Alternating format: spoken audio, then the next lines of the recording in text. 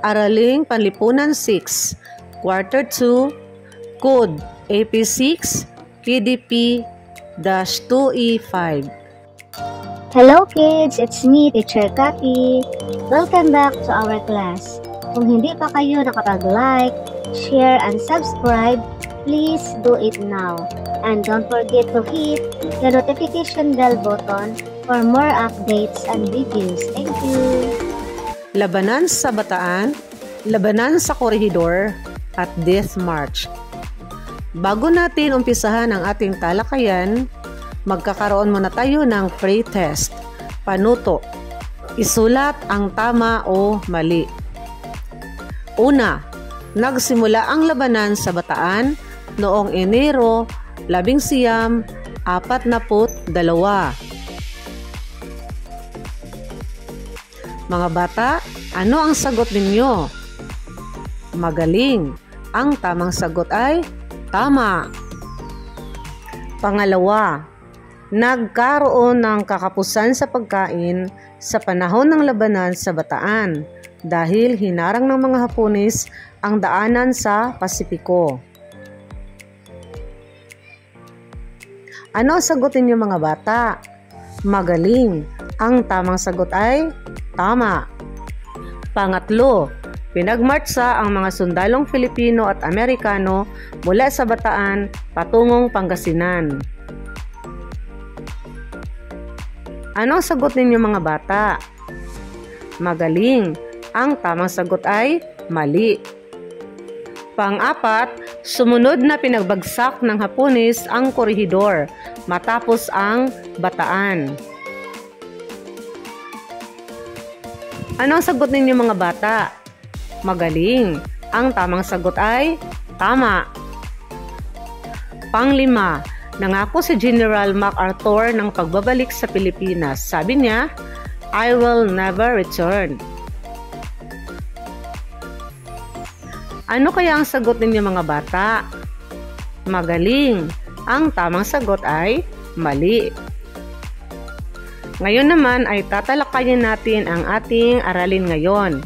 Labanan sa Bataan, Labanan sa Corregidor, at Death March. Unahin natin sa pagtatalakay ang labanan sa Bataan. Sa Bataan, nagsimula ang labanan noong Enero 1942.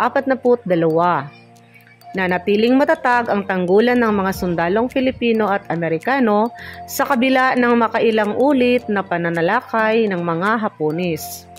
Nanatili ring tapat sa tungkulin ang mga sundalong Filipino sa kabila ng propagandang Hapones na humimok sa kanila na tumiwalag sa USAFI.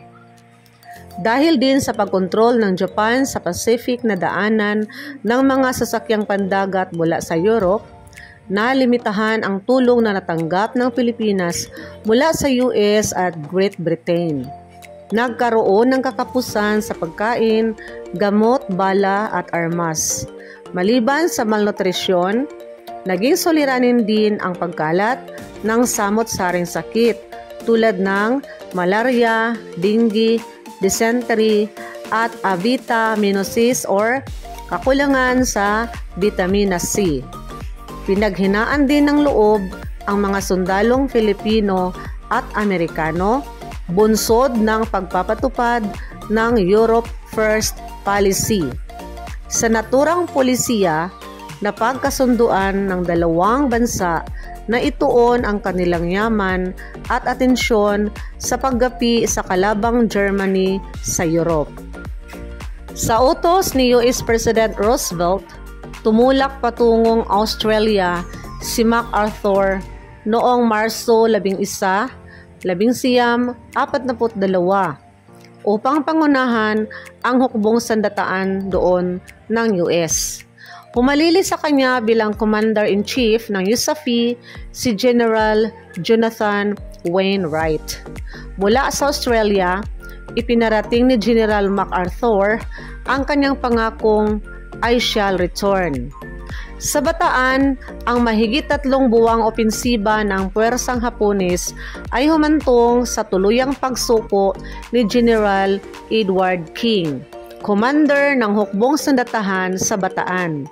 Kasama ng mahigit 70,000 sundalo noong Abril 1942. Dito nagwakas ang Battle of Bataan. Tatalakayin naman natin ang Death March. Puwersahang pinagmartsa ang nagsisukong sundalong Filipino at Amerikano. Tinaguri ang mga prisoner of war ng mga sundalong Hapones mula Mariveles, Bataan patungong San Fernando, Pampanga. Binaril at binayonita ang mga naghihinang sundalo na hindi na makapagmartsa. Umabot sa 106 kilometro ang distansyang tinahak ng mga sundalo. Ang di makatao at malagim na pangyayari na ito ay tinaguriang Death March. Libo-libo ang namatay sa sundalo sa malagim na pangyayaring ito. Mula Pampanga, isinakay ang natitirang sundalo sa tren patungong Capas, Tarlac. Mula sa Tarlac, pinagmartsa sila ng karagdagang 11 kilometro patungong Camp O'Donnell, kung saan idinitini ang naturang mga prisoner of war. Dumako naman tayo sa labanan sa Corregidor. Matapos pabagsakin ang Bataan, higit na pinag-igting ng puwersang Hapones ang kanilang opensiba sa Corregidor.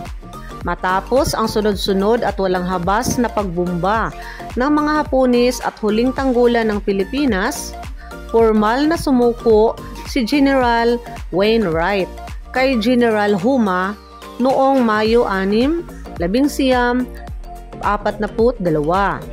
Ipinag-utos din ni Wainwright ang pagsuko ng mga Hapones ng mga kasapi ng USAFE sa iba't ibang panig ng Pilipinas.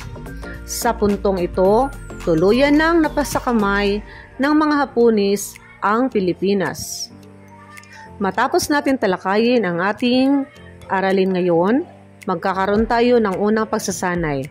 Sa unang pagsasanay, panoto, isulat ang tama o mali. Una, hinimok ng mga Hapones ang mga sundalong Pilipino at Amerikano na tumiwalag sa US Army. Ano ang sagot ninyo mga bata? Magaling. Ang tamang sagot ay mali. Pangalawa, tinulungan ng bansang US at Great Britain ang Pilipinas. Ano ang sagot ninyo mga bata? Magaling. Ang tamang sagot ay tama. Pangatlo, sa panahon ng labanan, lumaganap ang mga sakit tulad ng malaria, dengue at polio. Ano ang sagot ninyo mga bata? Magaling. Ang tamang sagot ay mali.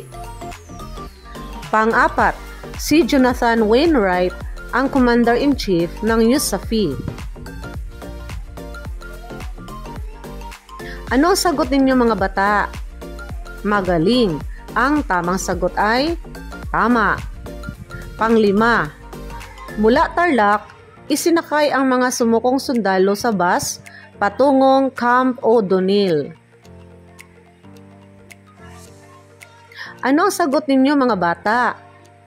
Magaling. Ang tamang sagot ay mali. Dumako naman tayo sa pagsasanay ito. Panuto, isulat sa patlang ang salita ng tamang sagot. Una, ang mga sumukong sundalo ng pinagmartsa ay tinatawag na patlang.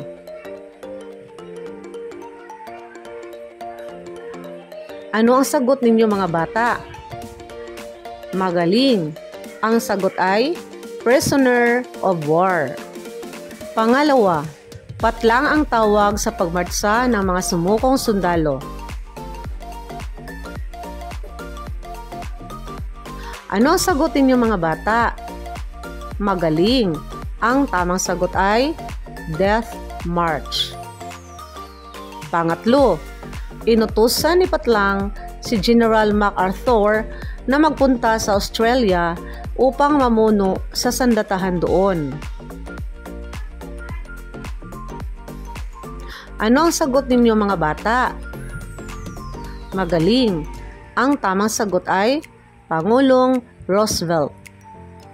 Pang-apat, natapos ang labanan sa Corregidor nang sumuko si General Wainwright kay Patlang. Ano ang sagot ninyo mga bata? Magaling. Ang sagot ay General Huma. Panglima, natapos ang labanan sa Bataan nang sumuko si Patlang. Ano ang sagot ninyo mga bata? Magaling.